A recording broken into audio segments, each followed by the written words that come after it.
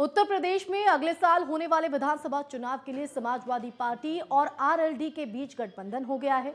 मेरठ की रैली में इसका ऐलान भी कर दिया गया। हालांकि दोनों पार्टियां कितनी कितनी सीटों पर चुनाव लड़ेंगी इसका खुलासा अभी नहीं हुआ है, लेकिन माना जा रहा है कि कुछ सीटों को छोड़कर करीब करीब आम सहमति बन गई है।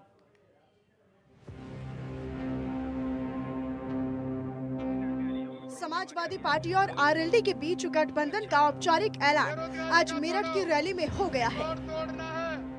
दोनों दलों ने इसका खुलासा नहीं किया है कि दोनों दल कितनी सीटों पर चुनाव लड़ेंगे, लेकिन माना यह जा रहा है कि कुछ सीटों को छोड़कर बाकी की सभी सीटों पर दोनों दलों की सहमति बन चुकी है। रैली में आज पूर्व मुख्यमंत्री अखिलेश यादव और आरएलडी नेता जयंत चौधरी के कटआउट नजर आए। पहले समाजवादी पार्टी और आरएलडी के बीच पूर्व मुख्यमंत्री मुलायम सिंह यादव के जन्मदिन पर दोनों दलों के गठबंधन पर ऐलान होना था, लेकिन सीटों को लेकर बातचीत का दौर चल ही रहा था। सपा पश्चिमी यूपी की करीब 30 सीटें ही आरएलडी को देना चाहती थी। इसके अलावा सपा उन सीटों पर अपने उम्मीदवार लड़ाना चाहती है जहां 2017 के चुनाव में वे बहुत कम मत से हारी है। सपा का आकलन है कि आरएलडी के साथ होने पर इन सीटों पर चुनाव जीता जा सकता है।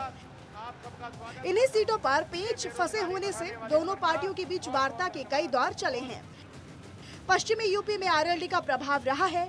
पश्चिमी यूपी के मेरठ, सहारनपुर, बरेली, आगरा, अलीगढ़, मुरादाबाद मंडलों के 26 जिलों आरएलडी मानकर चल रही है। मुरादाबाद मंडलों के 26 जिलों पर आरएलडी मानकर चल रही है कि किसान आंदोलन से फिर उसकी सियासी जमीन तैयार हुई है। आरएलडी के ये क्षेत्र कभी अपने गढ़ थे, लेकिन अलग अलग कारणों से 2014 के बाद आरएलडी सिमटती चली गई। पिछले 1 साल में आरएलडी ने संगठन को मजबूत बनाने की कोशिश की है।